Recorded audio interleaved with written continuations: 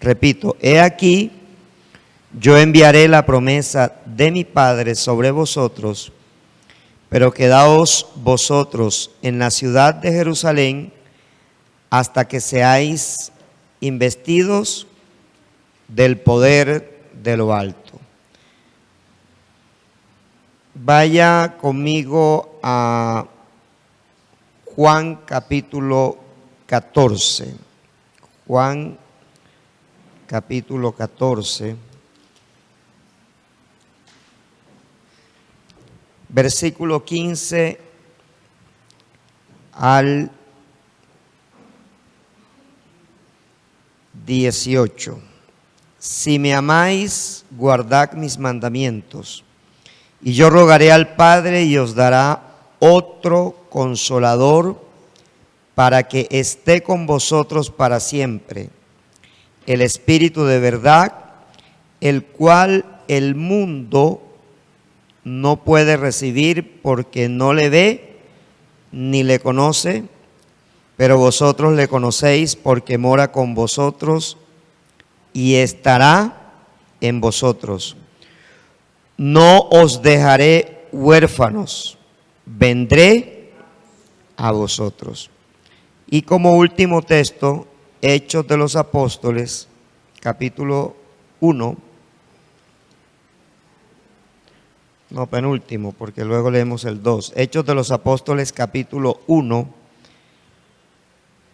versículo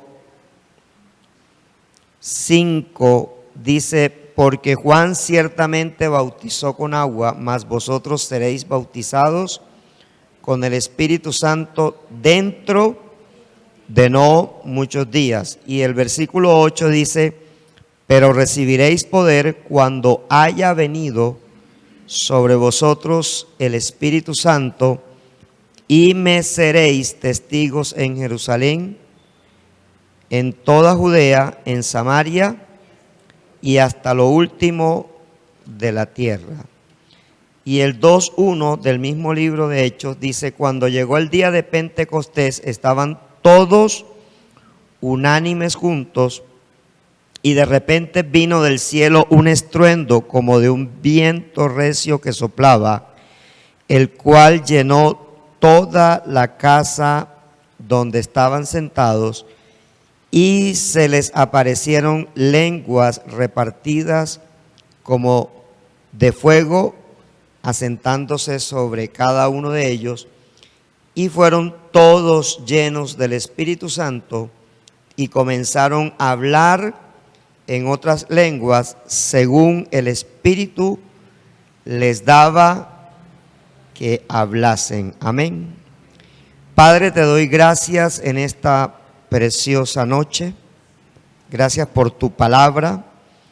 Gracias por permitirnos, Señor, predicar tu palabra, y también por permitir, Señor, escuchar tu palabra y escuchar lo que tú tienes para tu iglesia, para tu pueblo en este día, Señor.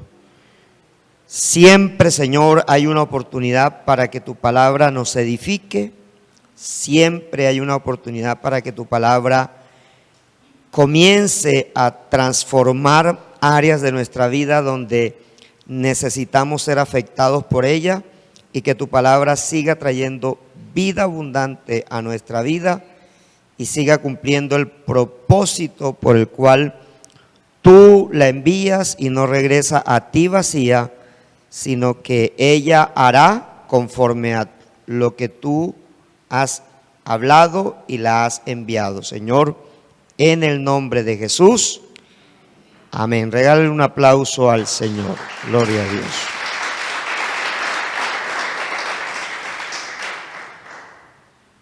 Las personas que están aquí de visita, les bendecimos. Jennifer Rodas, ¿es usted? Póngase en pie, vamos a orar por usted, por Jennifer, ¿así? Ah, Jennifer, ok. Jennifer Rodas. Extendamos nuestras manos sobre Jennifer y bendigamos su presencia en este lugar. Nunca es una casualidad estar en un lugar como este, siempre tiene un propósito de Dios. Padre, gracias por la vida de Jennifer, Padre, la pongo en tus manos. Nuestra iglesia extiende nuestras manos hacia la vida de ella, Señor, para declarar bendición, para declarar palabra, para declarar vida y para declarar a Cristo en su corazón, Señor. Cualquiera que sean sus necesidades, ya han sido escuchadas en el cielo y la respuesta viene, Señor, del cielo, Señor, porque tú eres Dios que responde a tus hijos o respondes a aquel que en necesidad está clamando a ti, Señor. La bendecimos y declaramos su vida llena del Espíritu Santo. Amén. Y amén. Un aplauso al Señor por la vida de Jennifer. Gloria a Dios. Gracias por tenernos en cuenta y por visitarnos. Muy bien. Vamos a comenzar hoy la doctrina del Espíritu Santo. Dígale al que está al lado suyo, van a hablar de nuestro buen amigo. Van a hablar de nuestro buen amigo, el Espíritu Santo. Yo amo hablar del Espíritu Santo.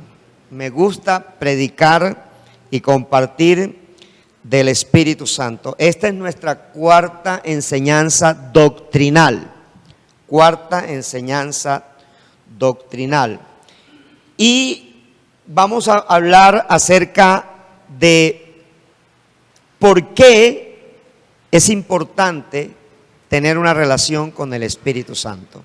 Porque es vital en nuestra vida, porque es necesaria la presencia del Espíritu Santo.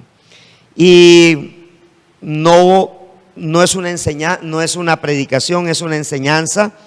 Y hoy voy a tocar algunos aspectos básicos, introductorios de esta doctrina, quizás de las más largas, de las más extensas que nosotros podamos ver. Voy a tratar de sintetizar lo mayormente posible, pero sin perder la esencia, es decir, sin quitar la esencia de lo que nosotros necesitamos hablar acerca de la persona del Espíritu Santo.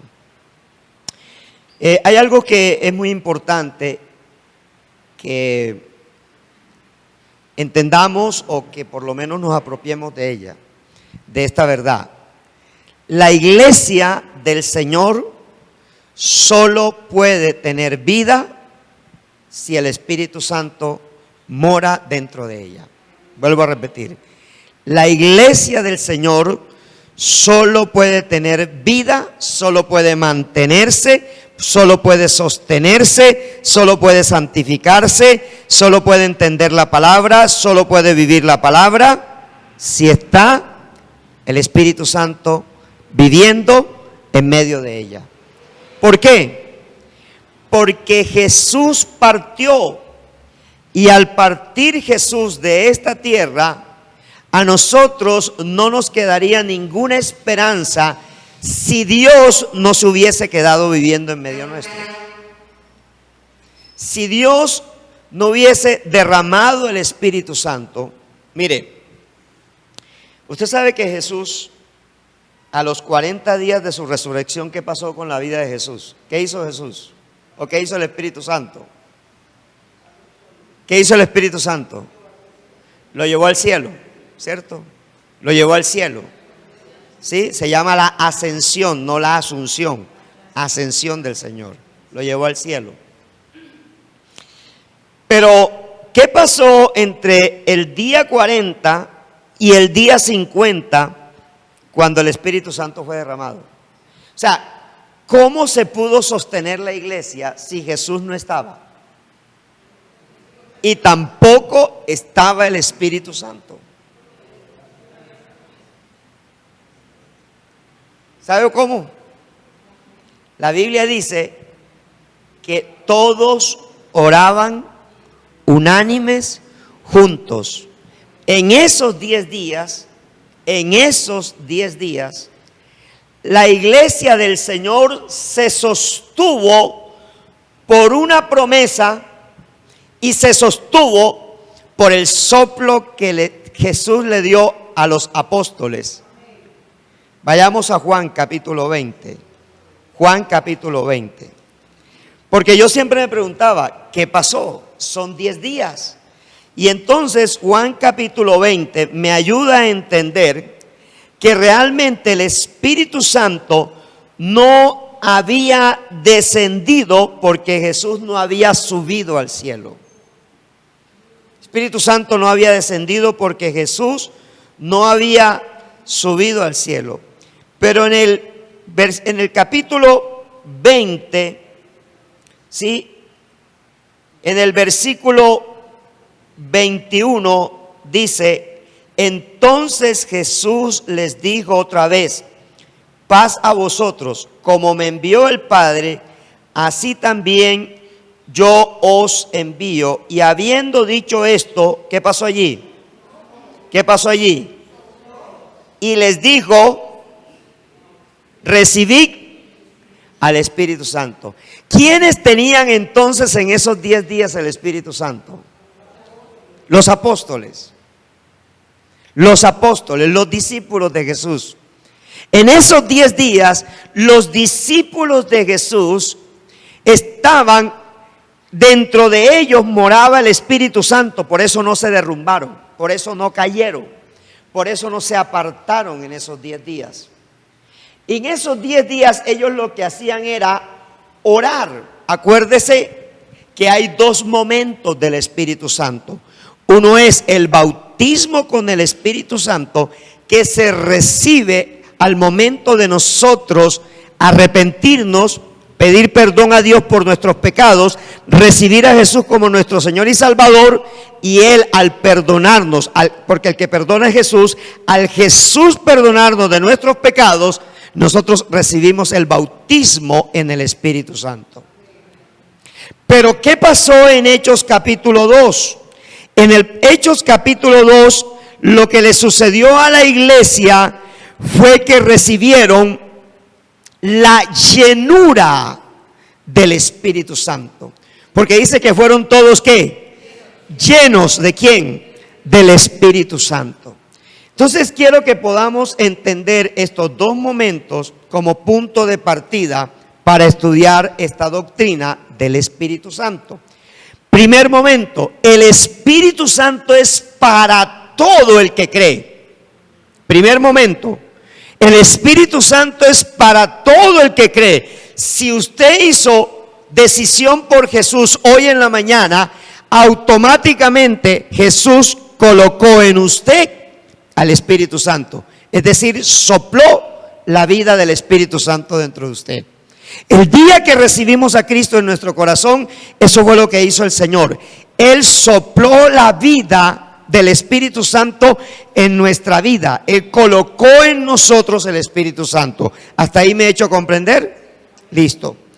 Pero Jesús no quería simplemente que ellos se quedaran con el soplo de Dios a través, colocándole la persona del Espíritu Santo. Cuando Jesús sopla sobre sus discípulos, Él coloca la persona del Espíritu Santo.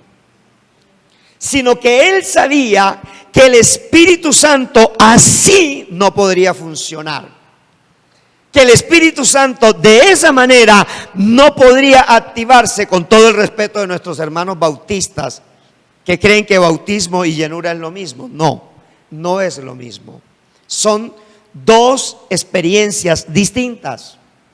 Son 2 experiencias, una seguida de la otra. ¿Qué quiere decir? Que toda la iglesia del Señor tiene ¿a quién?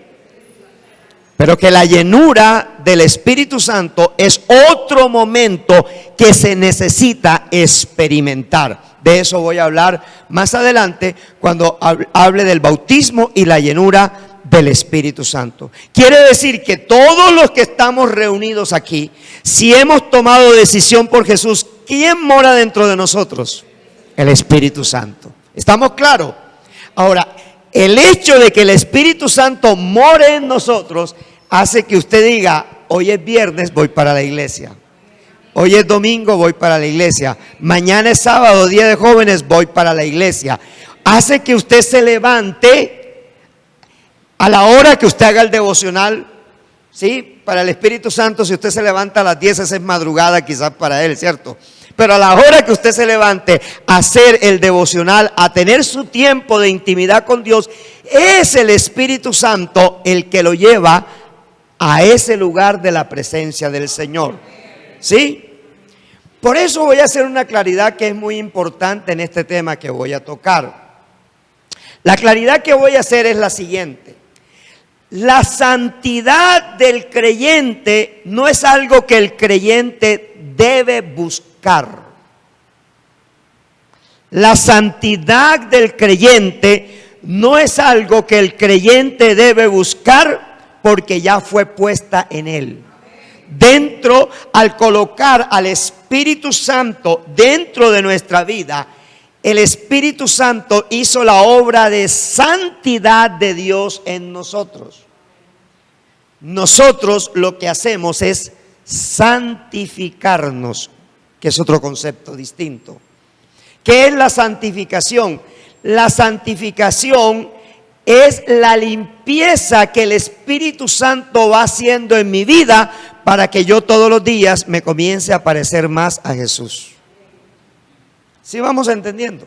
Por eso la iglesia cristiana no puede prohibir nada. La iglesia cristiana no puede prohibir nada. ¿Por qué no podemos prohibir? Porque si yo prohíbo es voz de hombre. Porque el que tiene que hacer el trabajo se llama ¿quién? El Espíritu Santo. O sea, el Espíritu Santo es el que tiene que hacer el trabajo de quitarte la mentira, quitarte el adulterio, quitarte la fornicación, quitarte los ojos de lascivia, quitarte todo aquello, porque como Él comienza a morar en ti, Él comienza a hacer el trabajo. Ahora, en la medida que yo tengo relación, comunión con Dios, en la medida que tengo comunión con el Padre, con el Hijo y con el mismo Espíritu Santo, a través de mi contacto espiritual con Él todos los días, en mi tiempo de comunión con Él todos los días, se está produciendo en mí una limpieza natural de mi vida. Es decir, todo lo viejo está comenzando a ser limpiado y todo lo nuevo de Dios comienza a ser colocado en nosotros. ¿Aló? De manera que usted no se va a dar cuenta cuando se erradicó la mentira de su vocabulario. De manera que usted no se va a dar cuenta. O sea, yo un día no supe cuándo. Bueno, yo fumaba cuando conocí al Señor. Pues yo había dejado de fumar, pero como recogí problemas, volví a retomar el cigarrillo. Tenía 21 años que no fumaba. Y volví a retomar el cigarrillo en el año que conocí al Señor. Pero yo me fumaba un solo cigarrillo al día. Pero yo recuerdo que le dije al Señor, Señor, yo no quiero seguir fumando. ¿Sí? No quiero seguir fumando. Y si yo por descuido, me fumo otro cigarrillo, entonces yo te pido que me recuerdes que me he fumado un cigarrillo que yo dije que ya no quería seguir fumando. Y me lo vas a recordar es con un ardor en la garganta. Y yo recuerdo que yo iba a comprar la leche todos los días y era la excusa que yo tenía para fumarme el cigarrillo en la tienda, porque no lo hacía en mi casa por causa de mis hijos.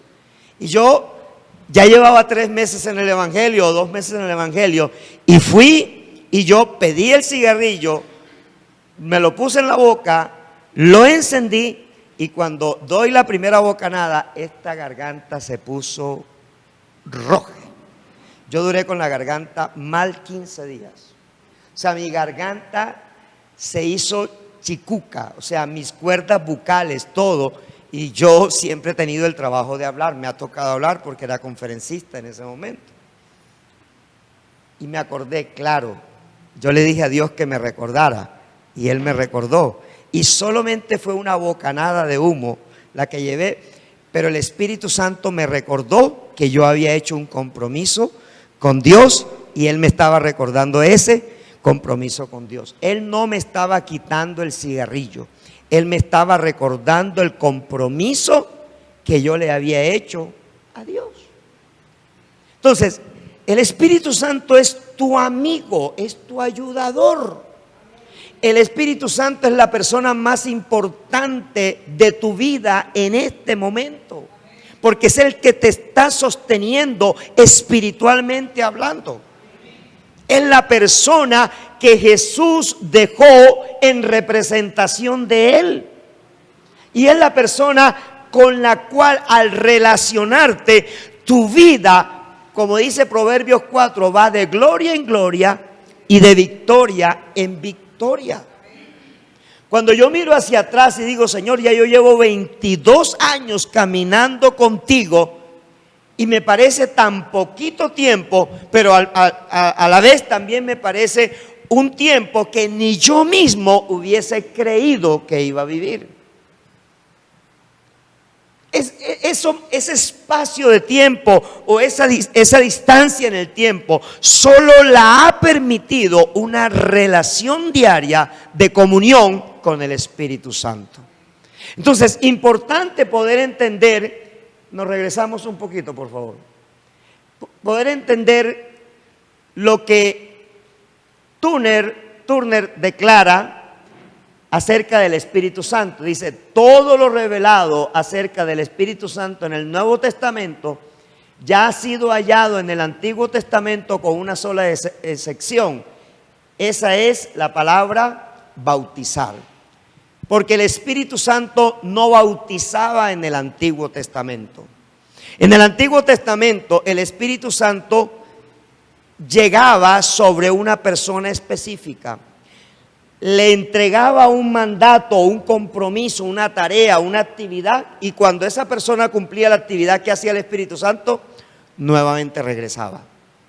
Esa era la función, el trabajo o el ministerio del Espíritu Santo en el Antiguo Testamento.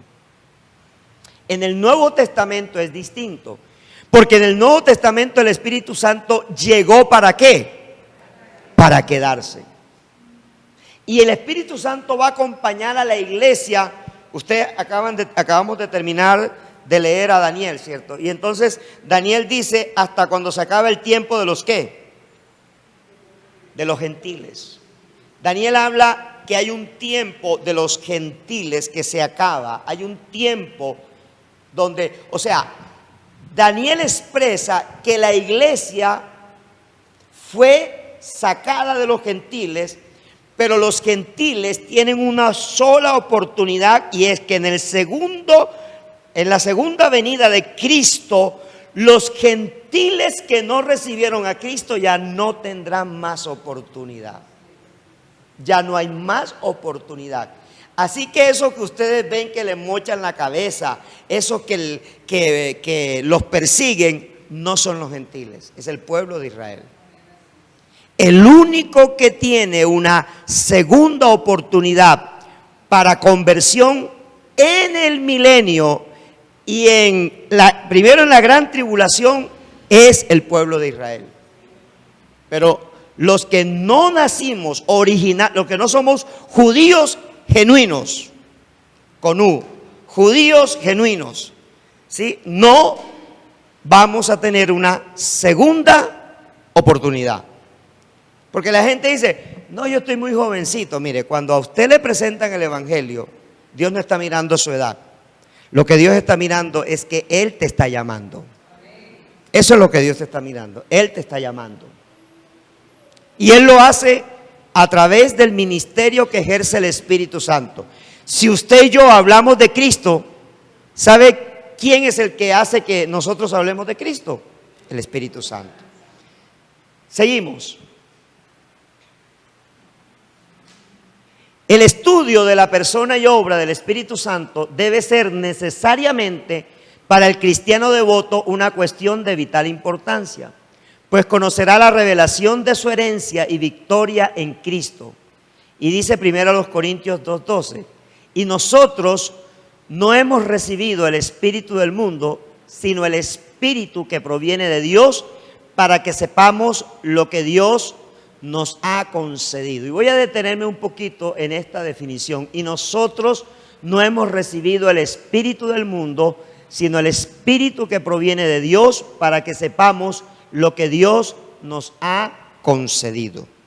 Cuando alguien asiste a la iglesia sin tener una genuina conversión, no va a mantenerse. O sea, hay personas que les gusta ir a una iglesia cristiana.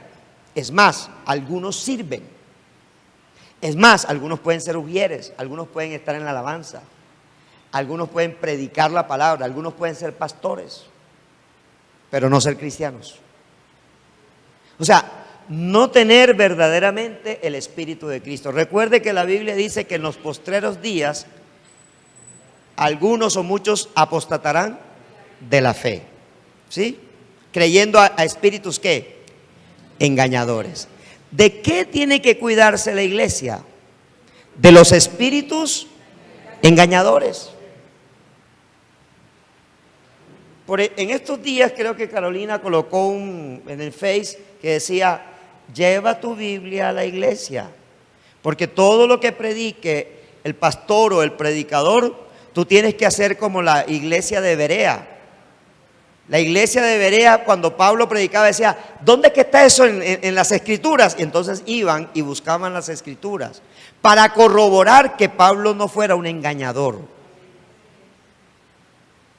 Por eso tú no puedes venir a la iglesia sin una Biblia.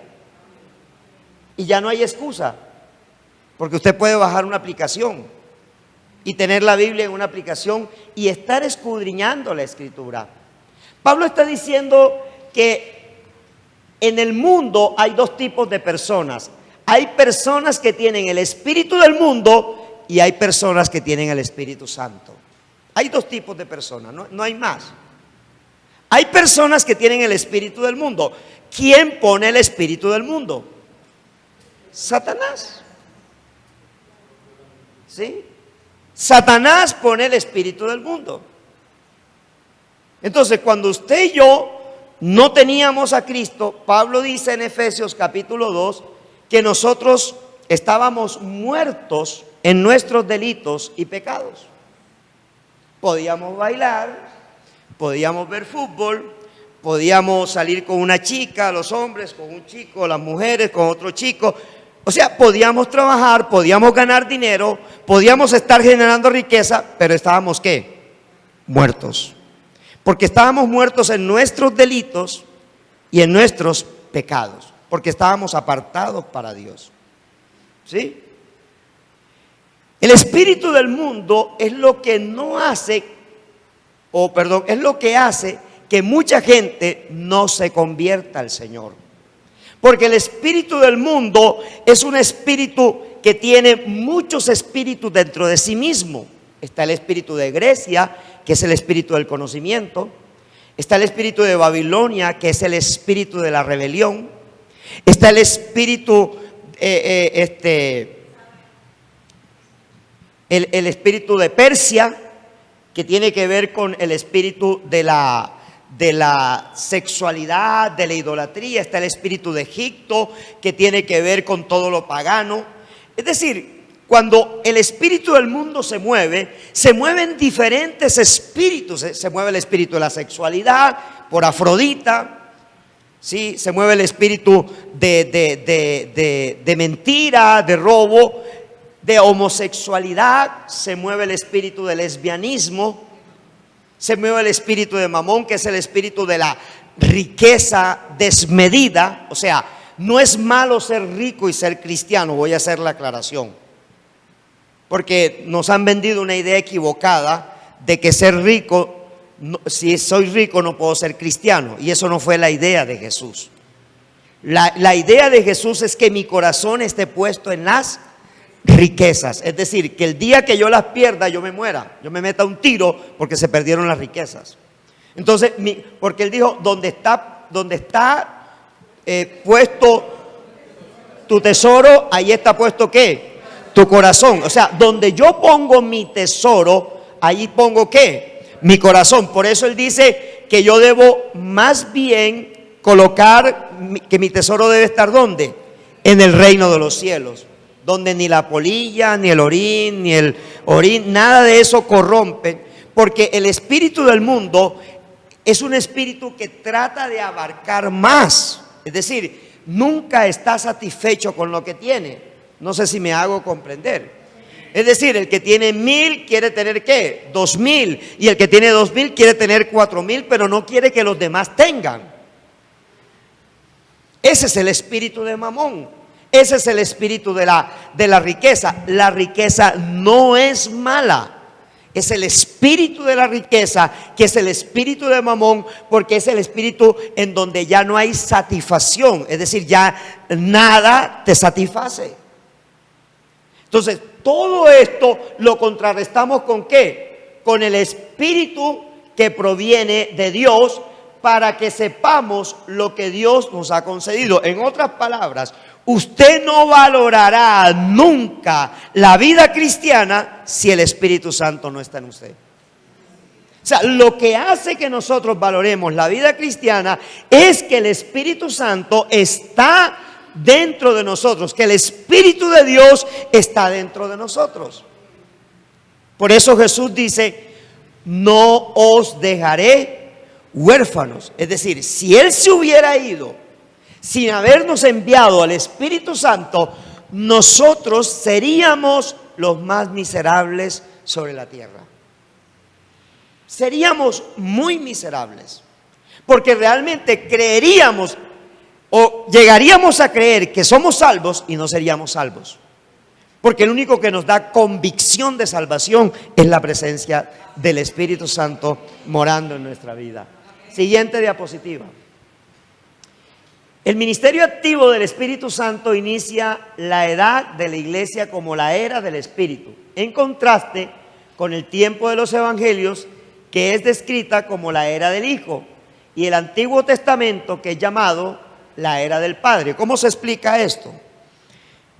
Los estudiosos de la persona del Espíritu Santo y de la deidad dicen que el Antiguo Testamento fue dominado total y absolutamente por el Padre. O sea, todo lo que se hacía en el Antiguo Testamento lo hacía el Padre, lo ejecutaba el Padre, pero el Padre se apoyaba en el Hijo y se apoyaba en el Espíritu Santo. Es más, Génesis capítulo 1, versículo 2, comienza diciendo que y el Espíritu se movía sobre la faz del abismo. Pero recuerde que antes, en la primera parte de ese versículo dice, y la tierra estaba desordenada y vacía.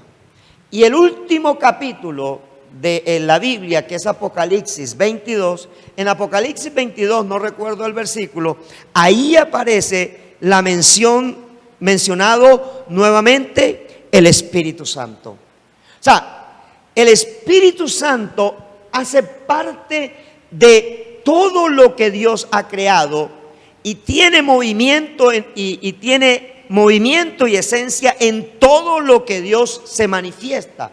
En todo donde Dios se manifiesta, ahí está la persona del Espíritu Santo. Entonces, debemos entender que en este momento estamos en la era o estamos en la dispensación del Espíritu Santo. ¿Hasta cuándo? Hasta cuando Cristo venga por segunda vez. Cuando la iglesia sea raptada, cuando los muertos en Cristo sean levantados, entonces se cerró el tiempo de los gentiles y comenzó el tiempo de Israel. Es la única temporada que tiene Israel. Siguiente diapositiva. El Espíritu Santo en su ministerio se concierne especialmente en transmitir al creyente los frutos de la victoria de la obra consumada por Cristo sobre el Calvario. Por eso Jesús dijo, siguiente diapositiva. Pero cuando venga el Espíritu de verdad, Él os guiará a toda la verdad, porque no hablará por su propia cuenta, sino que hablará todo lo que oyere y os hará saber las cosas que habrán de venir. Él me glorificará porque tomará de lo mío y os lo hará saber. Todo lo que tiene el Padre es mío, por eso dije que tomará de lo mío y os lo hará saber. A mí me gusta este texto de Juan 16, 13 al 15, porque me da a entender el propósito del Espíritu Santo. El verdadero ministerio del Espíritu Santo es glorificar a Cristo en nuestra vida. En otras palabras, Él jamás espera que nosotros le demos adoración, pero se la merece y se la podemos dar. Pero Él espera que nuestra adoración sea para Cristo. Él espera que nuestra adoración sea para el Señor Jesucristo. Y dice que cuando el Espíritu de verdad venga, número 1, nos guiará a ¿qué? Y conoceréis y la verdad. ¿Cuál es el propósito entonces de conducirnos a toda verdad? Libertad. El propósito es ¿qué? Libertad. ¿Sí? Ahora le voy a decir la definición bíblica de libertad. La capacidad que tiene un hijo de Dios para tomar la mejor decisión después de haber evaluado todas las opciones. Se la repito. Libertad, bíblicamente hablando, es la capacidad que tiene un hijo de Dios para tomar la decisión correcta o la mejor decisión después de haber evaluado todas las opciones. ¿Qué quiere decir? Que Dios te va a permitir conocer la opción del mundo, la opción del diablo, la opción de él, pero la elección es tuya. Eso es libertad. Por eso Jesús dijo, y conoceréis la verdad, y la verdad os hará libre. O sea, nuestra mejor decisión es conociendo la verdad. Dios nunca te va a obligar que lo sigas. Dios nunca te va a obligar que lo ames. Dios nunca te va a obligar que recibas su Espíritu Santo. Pero si lo recibes, el Espíritu Santo te va a guiar a la verdad. ¿Y la verdad quién es? Cristo. Entonces, si la verdad es Cristo, ¿a dónde nos está guiando el Espíritu Santo? A Cristo. Y al guiarnos a Cristo, nos está guiando a la libertad. La mejor definición de integridad es lo que tú eres cuando nadie te ve. Esa es la mejor definición de integridad. Lo que tú eres cuando nadie te ve. De manera que la verdad, o sea, conocer la verdad es conocer la libertad que nosotros necesitamos conocer. ¿Para qué? Para ser íntegros. Porque a la larga, nosotros no necesitamos demostrar ser santos. Somos. Es que usted no, o sea, ¿usted cree que un hijo de Julio Mario Santo Domingo tiene que demostrar que es hijo de Julio Mario Santo Domingo? Él saca su cédula y él dice, yo soy Julio Mario Junior, y las puertas se le abren. Eso es lo que el Espíritu Santo nos quiere enseñar a nosotros, que si nosotros somos hijos de Dios, nosotros tenemos las puertas abiertas con Dios. A ver, ¿quiénes quieren orar y que haya respuesta así? Ya, enseguida. Yo. ¿Sabe cómo se da eso? En una relación con el Espíritu Santo. Porque mire el procedimiento. Cuando yo soy amigo del Espíritu Santo, el Espíritu Santo es amigo de Jesús. Y el Espíritu Santo me lleva al Hijo. ¿Y el Hijo a dónde me lleva? ¿Y el Padre qué me da? Lo que yo estoy pidiendo. ¿Estamos entendiendo? ¿Estamos entendiendo eso? Al único que Dios no le responde es al pecador no arrepentido. Pero de resto, Dios nos va a responder. Ahora, yo no puedo hacer peticiones que violen las leyes de Dios, porque no me van a responder. Yo no puedo hacer peticiones. Usted no puede pedir que el marido de su vecina se muera porque a usted le gusta, porque usted está violando una ley de Dios. O que se muera la vecina.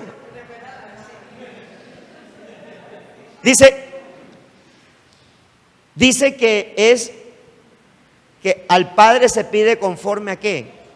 A la voluntad de ¿quién? Del Hijo. A la voluntad del Hijo, conforme a la voluntad del Hijo. ¿Por qué Jesús no oró en público? ¿Por qué no oró en público?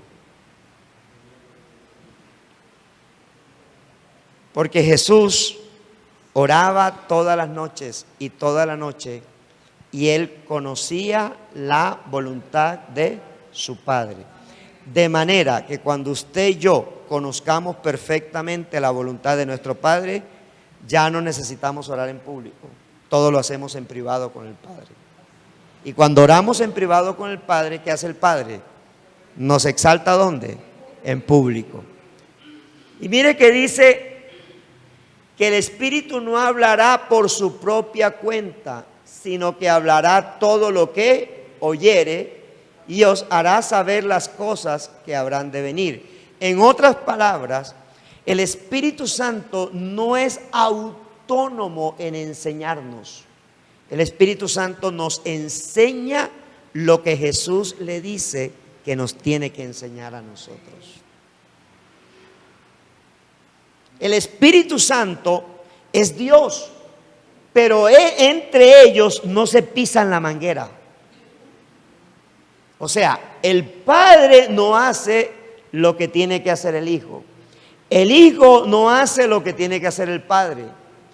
El Hijo no hace lo que tiene que hacer el Espíritu Santo. Y el Espíritu Santo no hace lo que tiene que hacer el Hijo, ni el Espíritu Santo hace lo que tiene que hacer el Padre. Por eso es importante entender, porque esta instrucción del Espíritu Santo, que Él no hablará por su propia cuenta, no lo hace un mandadero, sino un respetuoso del sacrificio de Cristo. O sea, entendamos esto.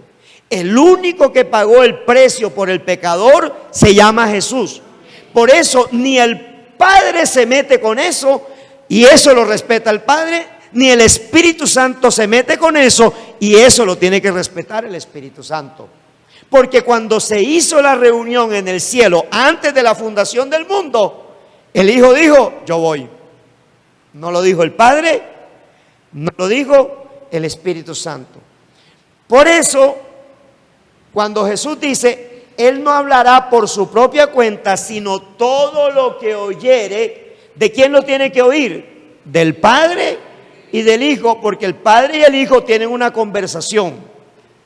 Cada uno de nosotros fue una conversación del Padre y el Hijo.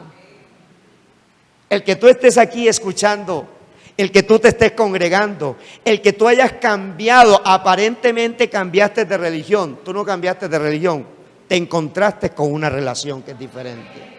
O sea, todo esto obedece a que el Padre y el Hijo un día se pusieron de acuerdo y dijeron, vamos a cerrarle todas las vías a Martica, vamos a cerrarle todos los caminos, porque decidimos desde antes de la fundación del mundo, ella no había nacido cuando ya ella había sido escogida para salvación.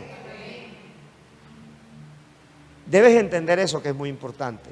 Entonces, lo que hace el Espíritu Santo es venir y darle convencimiento de pecado a Marta. Dice que le va a dar convencimiento de pecado, de justicia y de juicio. Entonces, ella, cuando el Espíritu Santo la toma, lo que hace el Espíritu Santo es seducirla toda, confrontarla toda, y a ella le invita a una iglesia cristiana y ella no sabe por qué está llorando. Es que ya esa obra previamente la hizo el Espíritu Santo.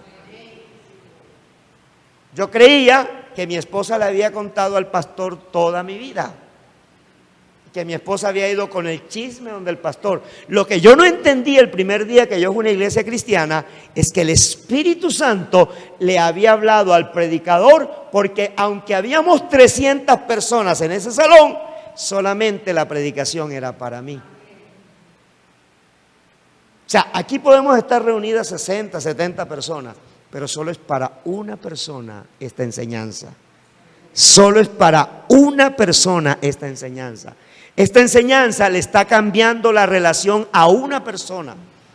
Esa persona puede ser tú. Por eso es importante que en la predicación yo no esté distraído con el celular recibiendo mensajes. Porque el diablo es experto en mandarte el mensaje exacto y dice, ay, la voy a perder, ahí le voy a mandar el mensaje. Y ¡chan! Lo contestó y se desconectó de la enseñanza. Y eso que venía para ti, ya lo tienes que esperar dentro de 10 años. O dentro de un tiempo. Porque era para ti. Si tú sales de este lugar igual que como entraste, perdiste el tiempo. Porque Dios te trajo aquí para escuchar algo. Dios te trajo aquí para decirte una verdad que te cambia.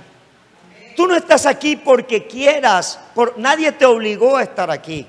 Tú viniste por tus propios medios. Alguien te dijo, ¿vamos a la iglesia? Sí, vamos a la iglesia. Yo me comía 5 cultos los domingos. 5 cultos, 4 cultos, 3 cultos. Porque tenía hambre de Dios. ¿Quién provocaba esa hambre? El Espíritu Santo. Por eso dice, Él no hablará por su propia cuenta. Él hablará de lo que oyere de nosotros. Y me gusta, dice, me glorificará. Él me glorificará. Porque tomará de lo mío y os lo hará saber. Importante entender qué es tomará de lo mío. ¿Qué significa tomará de lo mío? Que el Espíritu Santo realmente lo que toma es la esencia, el Espíritu de Cristo. Lo que el Espíritu Santo toma es el Espíritu de Cristo y nos los trae a nosotros para que nosotros nos parezcamos a Cristo. Lo vuelvo a repetir. Dice, Él me glorificará porque ¿qué? Porque tomará de lo mío. ¿Qué es lo que toma el Espíritu Santo? El Espíritu Santo toma el Espíritu de Cristo y lo trae a nosotros para que nosotros caminemos sobre esta tierra como Cristo caminó. O sea, en la misma victoria que Cristo caminó, nosotros podemos caminar. El escritor a los Hebreos dice que Cristo padeció todas nuestras debilidades. ¿Qué quiere decir? ¿Que a Cristo lo tentaron? Sí, Cristo fue tentado. ¿Qué quiere decir? ¿Que Cristo también tuvo tentación con mujeres? Sí. ¿Cristo tuvo tentación con el hambre? Sí. ¿Tuvo tentación? ¿Tuvo necesidades como nosotros? Sí. Pero dice, pero no pecó. ¿Cuál es la misión del Espíritu Santo? Que tú y yo no pequemos. Por eso Juan dice, el que ha nacido de nuevo, ¿no qué? No practica el pecado. ¿Estamos? ¿Qué quiere decir? Que es posible que en algún momento yo peque, pero no practico ese pecado. ¿Vamos entendiendo eso? El que ha nacido de nuevo no practica el pecado. Y él dice, ¿por qué? Porque tiene la simiente de Cristo. Entonces, esa simiente de Cristo es el Espíritu Santo morando en nosotros. Ahora, la Escritura dice también en el Nuevo Testamento, Pablo en el capítulo 6 dice que mi cuerpo es ¿qué? ¿Templo de quién? Del Espíritu Santo. Entonces, si este cuerpo físico, este cuerpo espiritual, lo que hay por dentro es templo del Espíritu Santo, ¿cuál cree usted es el trabajo que está haciendo el Espíritu Santo para que este cuerpo se perfeccione? Limpiarlo, santificarlo, santificarlo. Entonces, cuando yo miro una chica que no es mi esposa, el Espíritu Santo me dice, no es tu esposa. Eso lo está haciendo Él. Eso lo está haciendo Él. Cuando yo suelto una mentira, Él me dice, mentira, no estás practicando la mentira, pero acabas de decir una mentira.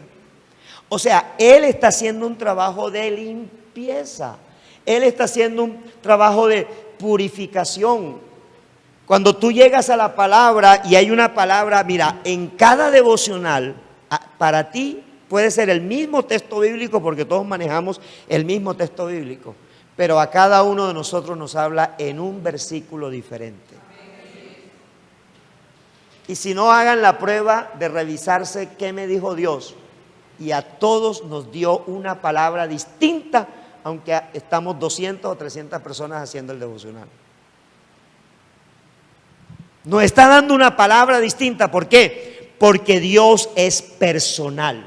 Y el Espíritu Santo, aunque está en Silvio, está en Carolina, está en Marlon, está en cada uno de nosotros, Él es personal. Y Él está hablando ¿qué? Personalmente. Y está edificando ¿cómo? Personalmente. Porque personalmente tú necesitas que la vida de Cristo sea estampada en tu corazón. Personalmente. Seguimos, siguiente diapositiva.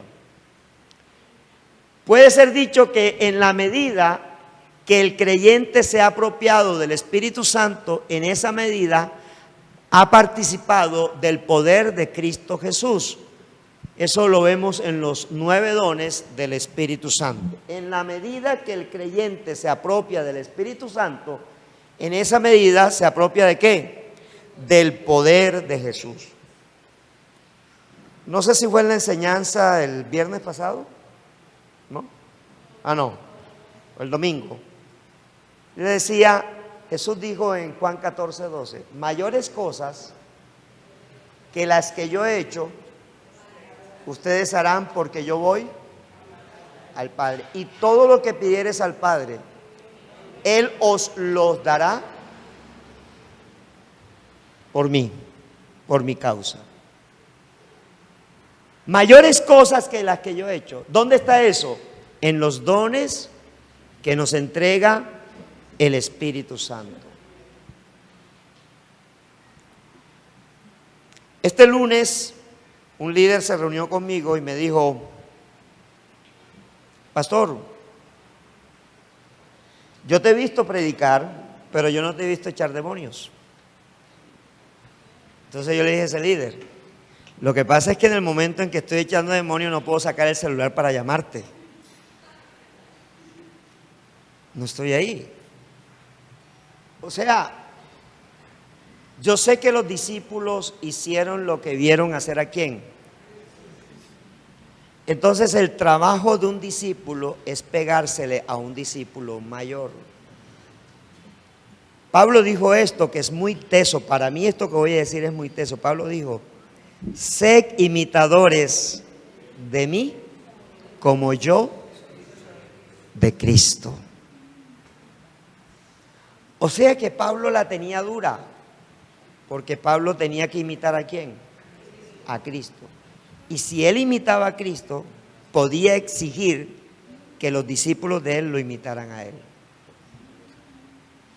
Eso es duro. Samuel, el que reemplazó a Elí, le dijo al pueblo, si yo les he fallado, pueden señalarme uno de mis errores, uno de mis pecados. ¿Y sabe quiénes le habían fallado al pueblo? Los hijos, pero él no. ¿Y sabe qué dijo el pueblo?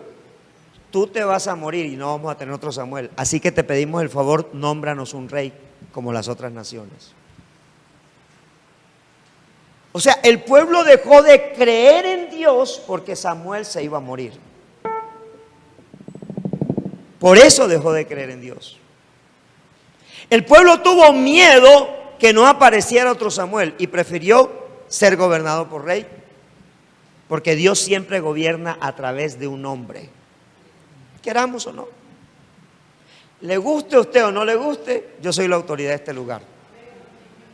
Me quiera honrar o no me quiera honrar, porque a Dios no le importa si usted me honra. Si usted me honra, Dios lo va a honrar a usted. Y si usted no lo honra, yo no tengo problemas con usted, yo igual lo voy a saludar, porque yo no sé quién me ama y quién no me ama. Yo no lo sé, Dios sí. Pero el problema se mete con Dios, porque Dios decidió gobernar la tierra a través de un hombre.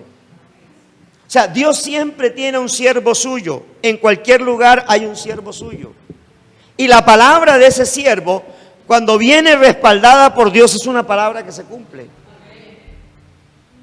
Pero ese siervo necesita intimidad y relación con el Espíritu Santo. Necesita depender. Mucha dependencia. Por eso esto es importante. Porque en la medida que tú te apropies del Espíritu Santo, es la medida en que Dios te va a usar.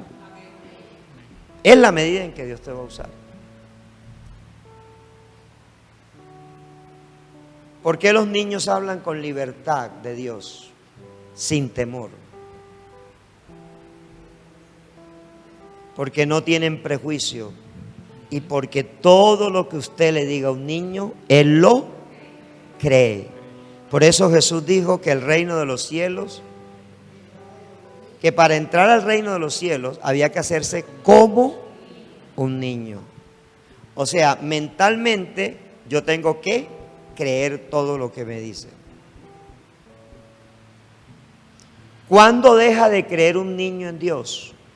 Cuando ve la incoherencia de sus padres. Cuando ve la incoherencia entre lo que sus padres predican y lo que sus padres hacen. Nosotros necesitamos ser coherentes. Nuestros hijos no van a creer por leer la Biblia, van a creer por lo que nosotros somos. Y nosotros somos lo que dejemos que el Espíritu Santo haga en nuestra vida. Amén. Pongámonos en pie. Quedó en introducción apenas. Pensé que iba a llegar al primer punto. Quedó en introducción. Así que no se puede perder el otro viernes.